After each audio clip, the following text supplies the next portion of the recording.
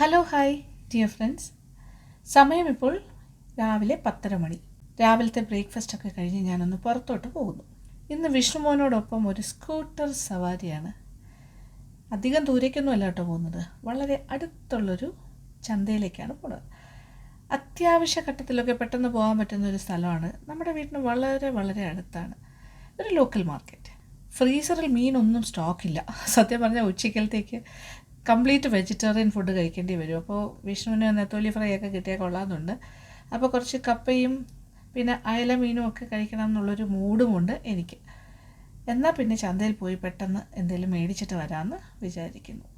വിഷ്ണുവിനെ ചാക്കിട്ട് സ്കൂട്ടർ സവാരി ഒന്ന് ഒപ്പിച്ചെടുത്തു. കുറച്ച് നാളായി സ്കൂട്ടറിലൊക്കെ ഒന്ന് യാത്ര ചെയ്തിട്ട്. എനിക്ക് 2 വീലർ യാത്ര എപ്പോഴും ഒരു അഡ്വഞ്ചർ ട്രിപ്പ് പോലെയാണ് കേട്ടോ.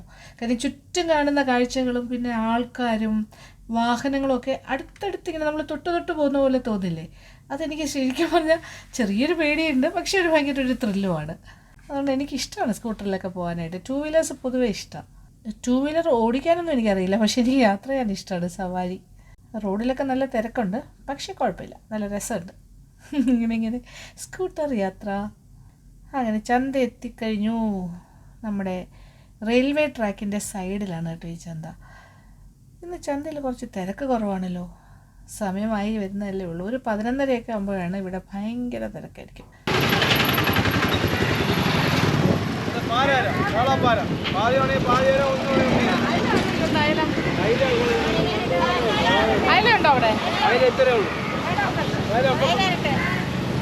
അഞ്ചാറ് ലേഡീസും പിന്നെ 1-2 ആണുങ്ങളും ഒക്കെയാണ് ഇപ്പോൾ മീനുമായിട്ട് ഇരിക്കുന്നത്. നമ്മുടെ സെൻട്രൽ റെയിൽവേ സ്റ്റേഷൻ്റെ വളരെ അടുത്തുള്ള റെയിൽവേ പാളമാണ് കേട്ടോ ഇത്. നമ്മൾ ഓൾമോസ്റ്റ് സെൻട്രൽ റെയിൽവേ സ്റ്റേഷനിൽ എത്തുന്നതിന് തൊട്ട് മുമ്പ് ചില സമയത്തൊക്കെ ഇങ്ങനെ ട്രെയിൻ നിർത്തുന്നൊരു സ്ഥലമാണിത്. കുറച്ച് നേരം ഇങ്ങനെ പിടിച്ചിടുന്നൊരു സ്ഥലം. അപ്പോൾ എപ്പോഴും നമ്മളിവിടെ വരുമ്പോൾ കാണാൻ പറ്റുന്നൊരു കാഴ്ചയാണ് ട്രെയിൻ അങ്ങോട്ടും ഇങ്ങോട്ടും ഒക്കെ പാസ് ചെയ്യുന്നത്. ആ റെയിൽവേ ട്രാക്കിൻ്റെ കുറച്ച് ഇപ്പുറത്തായിട്ട് ഒരു ഒരു കനാൽ പോലെയുണ്ട്, തോട്. അത് കഴിഞ്ഞാൽ നമ്മുടെ ഈ ചന്ത അത് തന്നെയാണ് റോഡ് സൈഡിൽ. മീൻ വിൽക്കാനിരിക്കുന്നവർക്കൊക്കെ എന്നെ കണ്ടപ്പോൾ വലിയ സന്തോഷം. എന്താ അറിയോ, കസ്റ്റമേഴ്സൊക്കെ വന്ന് തുടങ്ങിയല്ലോ. പക്ഷേ ഇന്ന് മീൻ വളരെ കുറവാണെന്നും അതുകൊണ്ട് മീനിന് നല്ല വിലയാണെന്നുമാണ് പറയുന്നത്. നെത്തോലി, കൊഴിയാള, പിന്നെന്താ മുരൾവാള, പിന്നെ കണവ, ഇതൊക്കെയാണ് ഇപ്പോൾ കൂടുതലായിട്ട് കാണുന്നത്. അയല തപ്പിയാണ് ഞാൻ വന്നത്. അയല കുറവാണ്. ഇതിൽ ഒരാളുടെ കയ്യിൽ മാത്രമേ അയലയുള്ളൂ. അതുകൊണ്ട് നല്ല വിലയുണ്ട്. 3 അയലയ്ക്ക് 200 രൂപയാണ് ഞാൻ കൊടുത്തത്. കുറച്ച് നെത്തോലിയും വാങ്ങുന്നു വിഷ്ണുവിന് വേണ്ടിയിട്ട്. വിഷ്ണുവിന് നെത്തോലി ഫ്രൈ. വിഷ്ണുവിന് ഭയങ്കര ഫേവറേറ്റ് ആണല്ലോ നെത്തോലി അഥവാ കൊഴുവ. നാടൻ വിഭവങ്ങളായിട്ടുള്ള ചീര, കൂമ്പ്, പിന്നെ പിണ്ടി, കപ്പ, അതായത് മരിച്ചീനി, ഇങ്ങനെയുള്ള സാധനങ്ങളൊക്കെ ഇവിടെ എപ്പോൾ വന്നാലും കിട്ടും. ഈ ഒരു ചന്തയുടെ പ്രത്യേകത കേട്ടോ അത്. അപ്പോൾ എന്തായാലും കുറച്ച് കപ്പയും കൂടി വാങ്ങാം. 1 കിലോ കപ്പയും വാങ്ങിക്കുന്നു.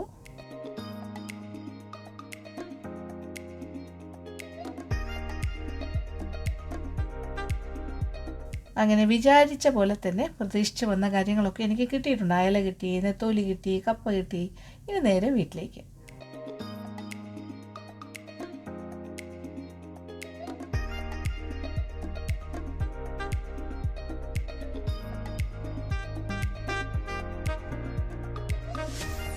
തുണികളൊക്കെ നന്നായിട്ട് ഉണങ്ങിയതാണ്, പക്ഷേ 2-3 തുണികൾ കുറച്ചുകൂടി ഒന്ന് ഡ്രൈ ആകാനുണ്ട്. അപ്പോൾ അതെല്ലാം അശയിലിട്ടിട്ട് ടൈഗറും ഇങ്ങനെ വിളിച്ചുകൊണ്ട് എൻ്റെ പിന്നാലെ നടക്കുകയാണ് കേട്ടോ.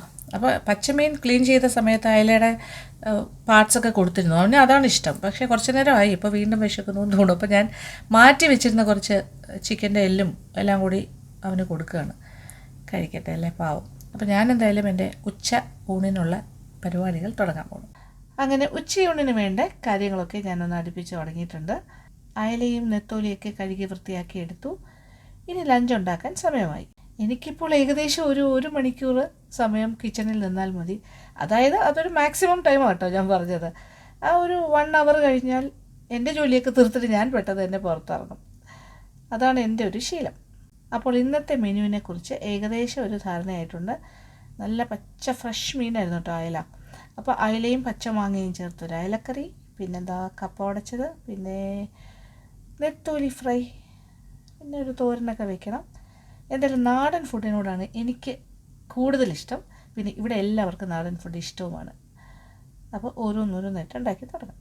ആദ്യം തന്നെ നെത്തോലി ഫ്രൈക്ക് മസാലയൊക്കെ ഒന്ന് പുരട്ടി വയ്ക്കണം. ഏകദേശം ഒരു 1 കിലോ അടുപ്പിച്ചുണ്ടെന്ന് തോന്നുന്നു നെത്തോലി അഥവാ കൊഴുവ. ഇതിവിടെ കിട്ടുന്ന സമയത്തെല്ലാം ഞാൻ വാങ്ങും, വിഷ്ണുവിന് അത് ഇഷ്ടമായതുകൊണ്ട്. അപ്പോൾ അതിൻ്റെ മസാല തയ്യാറാക്കാം. 1 ടേബിൾ സ്പൂൺ ഇഞ്ചി അരച്ചത് ചേർക്കുകയാണ്. 1/2 ടീസ്പൂൺ മഞ്ഞൾപ്പൊടി, 1/2 ടീസ്പൂൺ കുരുമുളക് പൊടി, ആവശ്യത്തിന് ഉപ്പ്, 2 ടേബിൾ സ്പൂൺ പിരിയൻ മുളകിൻ്റെ പൊടി, അതും കൂടി ചേർക്കാം. നന്നായിട്ടൊന്ന് തിരുമ്മി യോജിപ്പിക്കും. ഒരല്പം മുളക് പൊടിയും കൂടി ഞാൻ ചേർക്കുകയാണ്. അപ്പോൾ എനിക്ക് തോന്നുന്നു കുമിച്ചെടുത്താൽ കറക്റ്റായിരിക്കും. 2 ടേബിൾ സ്പൂൺ. ഒരല്പം ഉപ്പും കൂടി ചേർക്കാം. നന്നായിട്ടൊന്ന് കൈകൊണ്ട് തിരുമ്മി യോജിപ്പിക്കാം. ഇതിലിപ്പോൾ മീനിൽ കുറച്ച് ഈർപ്പം എന്തായാലും ഉണ്ടാകുമല്ലോ, അതുകൊണ്ട് പ്രത്യേകിച്ച് വെള്ളം ഒഴിക്കേണ്ടി വരില്ല. ഇനി അഥവാ വെള്ളം ഒഴിക്കണം തോന്നുകയാണെങ്കിൽ ഒരു ഇച്ചിരി വെള്ളം കൂടി ചേർത്തിട്ട് മിക്സ് ചെയ്താലും മതിയാവും. ഇത് നോക്കിയപ്പോൾ നല്ല കറക്റ്റായിട്ട് മസാലയിൽ പൊതിഞ്ഞിരിക്കുന്ന രീതിയിലായല്ലോ. ഇന്നത്തെ ആവശ്യത്തിന് എടുത്തിട്ട് ബാക്കി ബോക്സുകളിലാക്കിയിട്ട് ഫ്രീസറിൽ വയ്ക്കാം. കോവയ്ക്ക തോരനാണ് ഇന്നത്തെ തോരൻ. 1/2 കിലോളം കോവയ്ക്ക എൻ്റെ കയ്യിലുണ്ട്. എനിക്ക് തോന്നുന്നു ഒരു 25 പീസോളം ഉണ്ട്. ഇത് കട്ട് ചെയ്യാനാണെങ്കിൽ ഏറ്റവും എളുപ്പമാണ്. ചെറിയ പീസസ് ആയിട്ട് സ്ക്വയർ ഇങ്ങനെ കീറി അരിയാണ് ചെയ്യുന്നത്. അപ്പോൾ സ്ക്വയർ പീസസ് ആയിട്ട് കിട്ടും.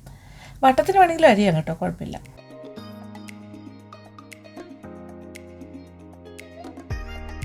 ഒരു വലിയ സവാളയും ചെറുതായിട്ട് അരിഞ്ഞെടുക്കാം.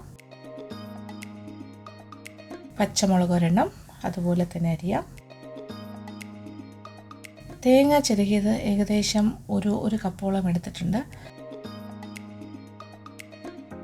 ഒരു 3 അല്ലി വെളുത്തുള്ളി, ഒരു 1/4 ടീസ്പൂൺ ജീരകം, ഇതെല്ലാം കൂടി ചേർത്തിട്ടൊന്ന് ചതയ്ക്കണം. നമ്മുടെ തോരന് വേണ്ടിയിട്ടാണേ. അപ്പോൾ അമ്മിക്കല്ലിൽ തന്നെ ചതച്ചെടുക്കാം.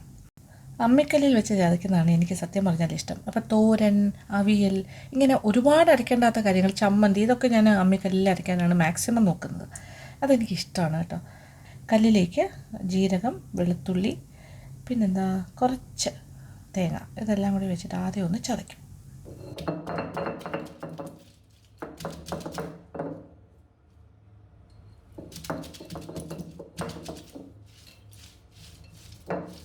പിന്നെ ഒരല്പം കറിവേപ്പിലയും കൂടി ചേർത്ത് ചതയ്ക്കാം. ഇനി ഫൈനലായിട്ട് ബാക്കി ഇരിക്കുന്ന തേങ്ങയും കൂടി ചേർത്തിട്ട് ജസ്റ്റ് ഒന്ന് ചതച്ചെടുത്താൽ മതി.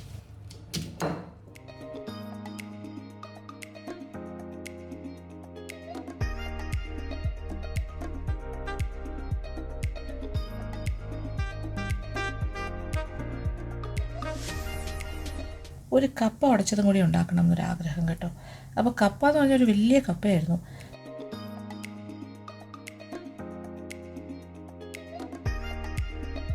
തൊലി കളഞ്ഞ് കൊത്തി ഇങ്ങനെ ഇളക്കി ഇടണം. ഇത് ഞാൻ അരപ്പൊന്നും ചേർക്കുന്നില്ല, വെള്ളക്കപ്പയാണ് ഉണ്ടാക്കാൻ പോണേ. കപ്പ ഞാനൊന്ന് നന്നായിട്ട് കഴുകിയെടുത്തിട്ടുണ്ട്. അത് വേകാനായിട്ട് വെള്ളത്തിലേക്ക് മാറ്റാം. ഇനി തോരൻ്റെ ബാക്കി പരിപാടികൾ ചെയ്യാം. ചട്ടിയിൽ എണ്ണ ഒഴിച്ച് ചൂടാക്കാം. 1.5 ടേബിൾ സ്പൂണോളം വെളിച്ചെണ്ണ.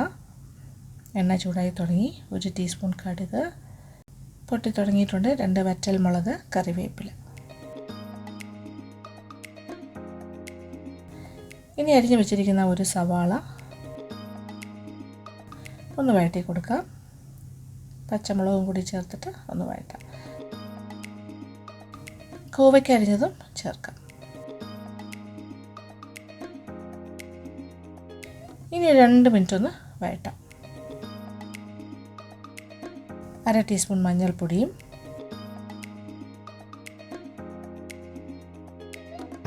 ഇനി ഒരു 1/2 ടീസ്പൂൺ മുളക് പൊടി. ഒന്ന് വഴറ്റി നോക്കട്ടെ. ഒരു 1/4 ടീസ്പൂൺ മുളക് പൊടിയും കൂടി ഞാൻ ചേർക്കുകയാണ്. നന്നായിട്ടൊന്ന് വഴറ്റി യോജിപ്പിക്കാം. 1 ടീസ്പൂൺ എണ്ണയും കൂടി ചേർത്ത് കൊടുക്കാം. കുറച്ചുപ്പ്, വീണ്ടും നന്നായിട്ട് വഴറ്റി കൊടുക്കാം. അപ്പോൾ ഒന്ന് വാടിക്കഴിഞ്ഞു. ഇനി ഒരു 1/4 കപ്പ് വെള്ളവും കൂടി ഒഴിച്ചിട്ട് പാത്രം ഒന്ന് അടച്ച് വേവിക്കാം. ഒരു 5 മിനിറ്റ് തന്നെ ധാരാളം മതിയാകും. പെട്ടെന്ന് വേഗം കേട്ടോ. അതായത് വേഗമുള്ള കാര്യമൊന്നുമല്ല. ഇനി അടപ്പ് തുറന്നിട്ട് അരപ്പ് വയ്ക്കാം.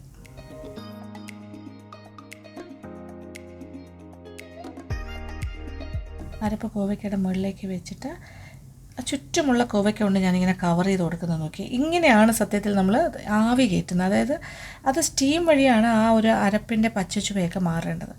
ഇങ്ങനെ തട്ടിപ്പൊത്തി വെക്കാമെന്നാണ് അതിന് പറയുന്നത്. എന്നിട്ട് ഇനി വീണ്ടും നമുക്ക് പാത്രം ഒന്ന് അടച്ചിട്ടിട്ട് ഒരു 2-3 മിനിറ്റ് ഇങ്ങനെ ആവി കയറ്റാം. നോക്കിയേ, അടപ്പ് തുറന്നപ്പോൾ നന്നായിട്ട് സ്റ്റീം വരുന്നതുണ്ടോ? അപ്പോൾ അരപ്പൊക്കെ നന്നായിട്ട് വെന്ത് കഴിഞ്ഞു. ഇനി നന്നായിട്ടൊന്ന് ഇളക്കി കൊടുക്കാം. ഇനി ഞാൻ തീ ഒന്ന് കുറച്ചിടുകയാണ്. കാര്യം ഇനി ചെറിയ തീയിൽ കിടന്നിട്ട് ഒന്ന് പാകത്തിനൊന്ന് എന്താ പറയുക, ഒരു തോരൻ പാകത്തിന് നമ്മൾ പറയില്ലേ, ഒരു ഈർപ്പത്തിൽ എത്ര നമുക്ക് വേണ്ടത് അതനുസരിച്ച് തോർത്തി എടുക്കുക എന്നാണ് പറയുക. ഇനി കണ്ടിന്യൂസ് ആയിട്ട് ഇളക്കേണ്ട ആവശ്യമില്ല, ഇടയ്ക്കിടയ്ക്കൊന്ന് ഇളക്കി കൊടുത്താൽ മതി. എത്ര ആണ് വേണ്ട ഒരു പാകം അതനുസരിച്ചിട്ട്. കുറേ ഡ്രൈ ആകണമെന്നുണ്ടെങ്കിൽ കൂടുതൽ സമയം. പക്ഷേ ഞാനങ്ങനെ ഒരുപാട് ഡ്രൈ ആക്കാറില്ല. കോവയ്ക്ക തോരനൊക്കെ കുറച്ചൊരു ഈർപ്പത്തോടു കൂടി ചെയ്യുന്നതാണ് നല്ലത്. കുറച്ചുപ്പും കൂടി ചേർക്കാം, കുറച്ച് കുറവുണ്ടായിരുന്നു. അങ്ങനെ കോവയ്ക്ക തോരനും റെഡിയായി കഴിഞ്ഞു. ഇനി ഒരു പാത്രത്തിലേക്ക് ഞാൻ മാറ്റുന്നു.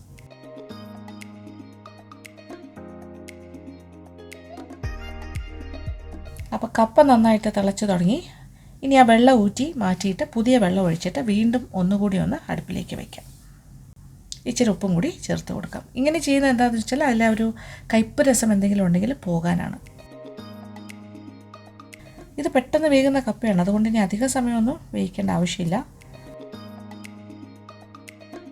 ഇനി കപ്പ ഊറ്റാൻ സമയമായി. കാര്യം ഇനി വെച്ചുകൊണ്ടിരുന്നാൽ കലങ്ങിപ്പോവും.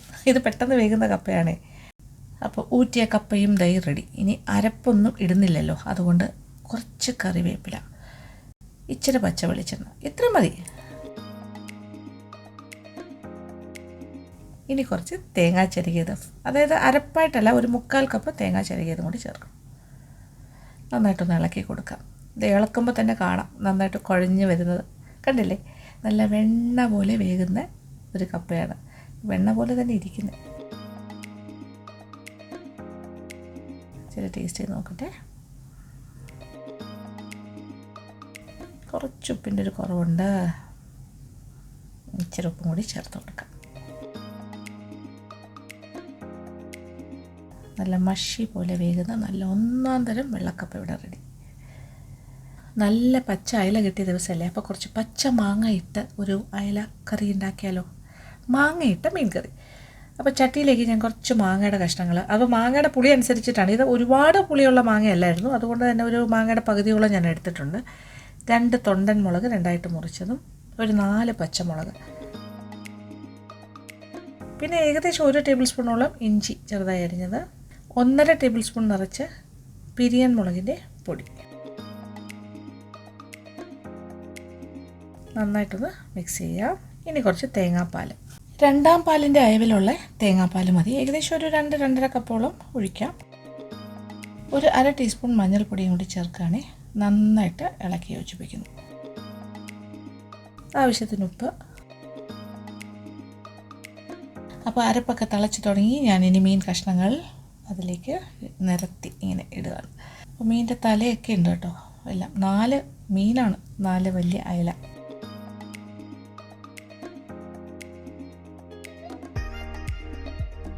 കറിവേപ്പിലയും അതിന് മേളിലായിട്ട് ഇട്ട് കൊടുക്കാം.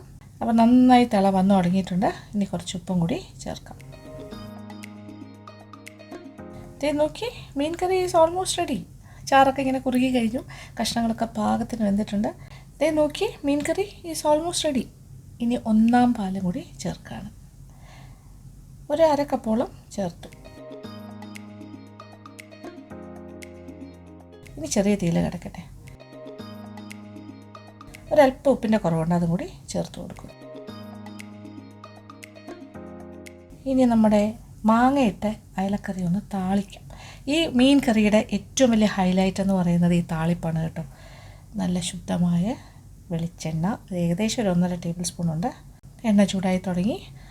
ഒരു 5 ചെറിയ ഉള്ളി കനം കുറച്ച് നീളത്തിലരിഞ്ഞത് ചേർക്കുന്നു. കുറച്ച് കറിവേപ്പില, നന്നായി ഇളക്കി കൊടുക്കുക, നല്ല കളറെല്ലാം മാറുന്നത് വരെ. നോക്കി, ഗോൾഡൻ ബ്രൗൺ കളറായി തുടങ്ങി. ഇനി അടുപ്പിൽ നിന്ന് മാറ്റാൻ സമയമായി. പക്ഷേ അതിന് മുന്നേ ഒരു 1/2 ടീസ്പൂൺ മുളക് പൊടിയും കൂടി ചേർക്കാം. ചൂടോടുകൂടി തന്നെ കറിയുടെ മുകളിലായിട്ട് താളിച്ചത് ഒഴിക്കാം. ആഹാ, എന്താ ഭംഗിയല്ലേ. ഒന്ന് ചുറ്റിച്ച് കൊടുക്കാം. ചുറ്റിച്ചിട്ട് നന്നായിട്ട് ചുറ്റി വന്നില്ല, അത് കാരണം ഞാൻ സ്പൂൺ കൊണ്ടുകൂടി ഒന്ന് അങ്ങനെ അത് എല്ലായിടത്തേക്കും സ്പ്രെഡ് ചെയ്ത് കൊടുക്കുകയാണ്. അങ്ങനെ നമ്മളുടെ അയല മീൻ ഇട്ട കറി റെഡി ആയി കഴിഞ്ഞു. നോക്കേ, കഷ്ണങ്ങളൊക്കെ പാകത്തിന് വെന്തിട്ടുണ്ട്. മാങ്ങയുടെ കഷ്ണങ്ങളൊക്കെ വെന്തിട്ടുണ്ട്. കാണുമ്പോൾ തന്നെ അറിയില്ല എന്താ ടേസ്റ്റ് എന്ന്. കുറച്ച് ഉപ്പ് നോക്കട്ടെ. എല്ലാം പാകത്തിനുണ്ട്, ഓക്കെയാണ്. അപ്പോൾ കറികളെല്ലാം ഏകദേശമൊക്കെ റെഡി ആയിക്കൊണ്ടിരിക്കുന്നു. ഇനി ലാസ്റ്റ് മീൻ വറുക്കാൻ പോവുകയാണേ. ഇത് ലാസ്റ്റ് ചെയ്യുകയാണെങ്കിലുള്ള ഗുണം എന്താ വെച്ചാൽ അത്രയും നേരം കൂടെ മാരിനേറ്റഡ് ആകുമല്ലോ.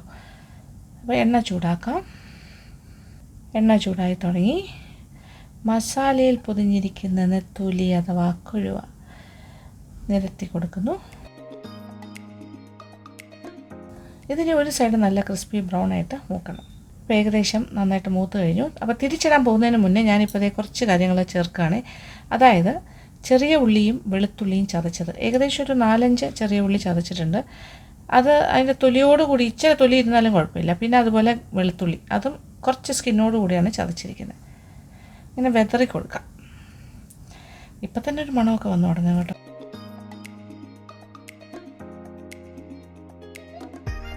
ഇനി ഇത് തിരിച്ചിടുമ്പോൾ ഉള്ള മണം എന്താ അറിയോ? അയ്യോ, നമുക്ക് ചിന്തിക്കാൻ പറ്റില്ല.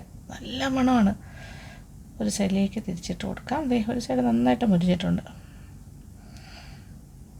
ഇനി ആ സൈഡും കൂടി മുരിഞ്ഞ് കഴിയുമ്പോൾ എല്ലാം പാകത്തിന് മുരിഞ്ഞ് നല്ല മണത്തോടു കൂടിയിട്ട് ആ ചെറിയ ഉള്ളിയും എല്ലാം കൂടി നല്ല മുരിഞ്ഞ് വരും.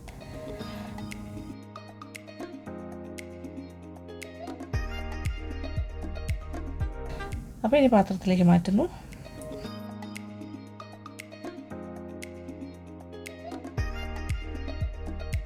അപ്പോൾ ഉണ്ടാക്കിയ ചട്ടിയിൽ ഇതേ കുറച്ച് എണ്ണയും കുറച്ച് മുരിഞ്ഞ അരപ്പൊക്കെ കിടക്കുന്നുണ്ടോ. ഇനി ഞാൻ ചെയ്യാൻ പോകുന്നത് എന്താ അറിയാമോ? എൻ്റെ ഒരു ഫേവറേറ്റ് കാര്യമാണ്. കുറച്ച് ചോറ് ഇട്ടിട്ട് നന്നായിട്ടൊന്ന് മിക്സ് ചെയ്ത് കൊടുക്കാം. നോക്കിയേ കളർ മാറുന്നത്. കളേർഡ് റൈസ് ആയത്, ഒരു ഓറഞ്ച് കളറിലെ റൈസ് ആയില്ലേ. മീൻ ചോറാണ്, ഭയങ്കര ടേസ്റ്റാണ്. എനിക്ക് തോന്നുന്നു നിങ്ങളിൽ ഒരുപാട് പേർക്ക് ഇത് ഇഷ്ടമല്ലേ. നമുക്ക് എല്ലാവർക്കും ഇഷ്ടമുള്ളൊരു കാര്യമാണെന്ന് തന്നെ തോന്നുന്നു ഈ ഒരു മീൻ ചോറ് ഇങ്ങനെ ചട്ടിയിലിട്ട് വരകിയെടുക്കുന്നത്. അപ്പോൾ ഇന്നത്തെ എൻ്റെ ചോറ് ഇത് തന്നെ ആയിരിക്കും കേട്ടോ. ലഞ്ച് ഐറ്റംസ് എല്ലാം റെഡിയായി കഴിഞ്ഞു. നോക്കി, ചോറ്, നല്ല കുഴഞ്ഞിരിക്കുന്ന വെള്ളക്കപ്പ, കോവയ്ക്ക തോരൻ, പിന്നെ കുറച്ച് മീൻ ചോറ്, പിന്നെ വിഷ്ണുവിൻ്റെ നെത്തോലി ഫ്രൈ, നമ്മുടെ അയലക്കറി, മാങ്ങയിട്ട അയല, പിന്നെ വിഷ്ണുവിൻ്റെ തന്നെ സാമ്പാർ, എല്ലാം റെഡിയാണ് കേട്ടോ. അപ്പോൾ എൻ്റെ എക്സ്ക്ലൂസീവാണ് ഇന്ന് നമ്മുടെ മീനിൻ്റെ വറുത്ത അരപ്പിൽ മിക്സ് ചെയ്ത ചോറ്. അതാണ് നമ്മുടെ മീൻ ചോറെന്ന് ഞാൻ പറഞ്ഞത്. അപ്പോൾ ഇന്ന് ഞാൻ മീൻ ചോറ് കഴിക്കുന്ന ഞാനാണ് കേട്ടോ. അപ്പോൾ സാധാരണ ചോറ് എടുക്കുന്നില്ല. അതിന് പകരം നമ്മുടെ മീൻ വറുത്ത ചട്ടിയിലിട്ട് ഇളക്കിയെടുത്ത ചോറും നല്ല വെന്ത കപ്പയും നമ്മുടെ വെള്ളക്കപ്പ എടുത്തിട്ടുണ്ട്. എനിക്ക് ആലോചിച്ചിട്ട് തന്നെ ടേസ്റ്റ് വരുന്നു കേട്ടോ. എന്തൊക്കെ കഴിക്കാനുണ്ടല്ലേ എന്ന്. Exclusive items. Oh my god. കോവയ്ക്ക തോരൻ കുറച്ചെടുക്കാം. അയല മാങ്ങയിട്ട കറി, ഇതേ പ്ലേറ്റിലേക്ക് മാങ്ങയുടെ കഷ്ണങ്ങളും എല്ലാം ഞാൻ എടുക്കുകയാണ്. അച്ചാറും. എനിക്ക് മീൻ തല ഭയങ്കര ഇഷ്ടമാണ് കേട്ടോ. അത് പ്രത്യേകിച്ച് മീൻ ഫ്രൈ ആണെങ്കിലും കറി ആണെങ്കിലും. ഇവിടെ മീനിൻ്റെ തലയിട്ട് കറി വയ്ക്കുമ്പോൾ ഞാൻ തന്നെയാണ് കൂടുതലും കഴിക്കാറ്. അതുകൊണ്ട് ഒരു മീനിൻ്റെ തല അങ്ങ് എടുത്തു കേട്ടോ. പിന്നെ വീണ്ടും കഷ്ണം എടുക്കാം, കുറച്ച് ചാറൊഴിക്കാം. ആ ചോറ് ഇങ്ങനെ എന്താ പറയുക, ആ കപ്പയിലേക്ക് വീണ്ടും ഞാൻ ചാറൊഴിച്ച് കൊടുക്കുകയാണ്. കഷ്ണമൊക്കെ എടുത്തു കഴിഞ്ഞു. എൻ്റെ ഫേവറേറ്റ് ഫിഷാണ് അയല. കാണുമ്പോൾ കഴിക്കാൻ തോന്നില്ലേ നിങ്ങൾക്ക് ഇതുപോലെയൊക്കെ ഉണ്ടാക്കിയിട്ട്? നോക്കി എന്ത് ഫ്രഷാണ് മീനെന്ന്. അയലയുടെ ആ ഒരു ഫ്രഷ്നെസ് ഇങ്ങനെ ഞാൻ ആ പീസ് എടുക്കുമ്പോൾ തന്നെ കാണാം. കപ്പയും അരപ്പും എല്ലാം കൂടി ചേർത്ത് ഇങ്ങനെ കൂട്ടിക്കുഴച്ചാണ് കഴിക്കേണ്ടത് കേട്ടോ. ഓ മൈ ഗോഡ്, എന്താ ടേസ്റ്റ് അറിയോ?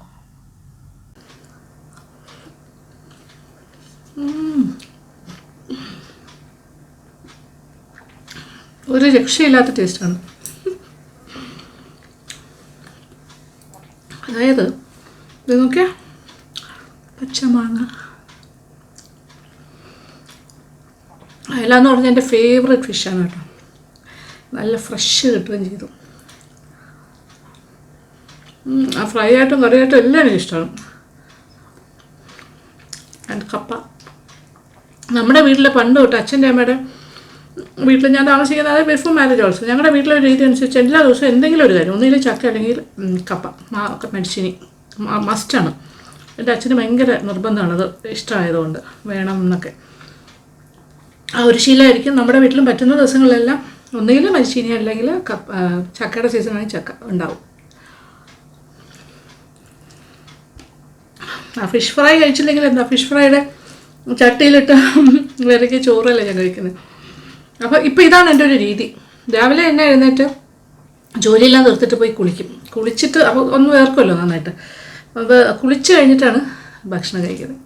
അതൊരു സുഖമുണ്ട്. എന്നിട്ട് സുഖമായിട്ട് വേണമെങ്കിൽ കുറച്ച് കഴിഞ്ഞ് കിടന്ന് ഉറങ്ങും, ഇച്ചിരി നേരം കിടക്കും. ഓക്കെ, അപ്പോൾ ഞാൻ എൻ്റെ മീൽസ് തീർക്കണം. ഉച്ചയ്ക്കുള്ള നമ്മുടെ ഊണ് കംപ്ലീറ്റ് ചെയ്യുന്നു. ടേസ്റ്റി ആയിട്ട് സന്തോഷമായിട്ട് കഴിക്കുന്നു. ഓക്കെ, അപ്പോൾ thank you so much. Thank you for watching. ഈ റെസിപ്പീസ് എല്ലാം നിങ്ങൾക്ക് ചെയ്യാനാണ്, ഈ കോംബോ നിങ്ങൾക്ക് ചെയ്ത് നോക്കാമെന്നാണ്. ചെയ്തു നോക്കൂ. ഈ എന്താണ് മാങ്ങയിട്ട് അയലക്കറി, ഭയങ്കര ഗംഭീരമാണ്. ഏത് മീനിലുണ്ടാക്കിയാലും നല്ലതാണ്. It's very nice. ഈ പാരഗൺ സ്റ്റൈലാണ്, അതായത് കോൺഫ്ലവറും കൂടി 1 പാലിൻ്റെ കൂടെ മിക്സ് ചെയ്തിട്ടാണ് ഇതിൽ ചേർക്കുന്നത്. ഞാൻ ഇന്നിപ്പോൾ അത് ചേർത്തിട്ടില്ല, കാര്യം ഇവിടെ കോൺഫ്ലവർ ഇല്ലായിരുന്നു. അല്ലെങ്കിൽ സാധാരണ ഞാനത് ചെയ്യാറുണ്ട്. നിങ്ങൾ ചെയ്യുമ്പോൾ അത് കുറച്ച് 1 ടീസ്പൂൺ കോൺഫ്ലവറും കൂടി മിക്സ് ചെയ്യും. ഓക്കെ, അപ്പോൾ thank you so much. Thank you for watching and keep on watching Lakshmi Nair vlogs.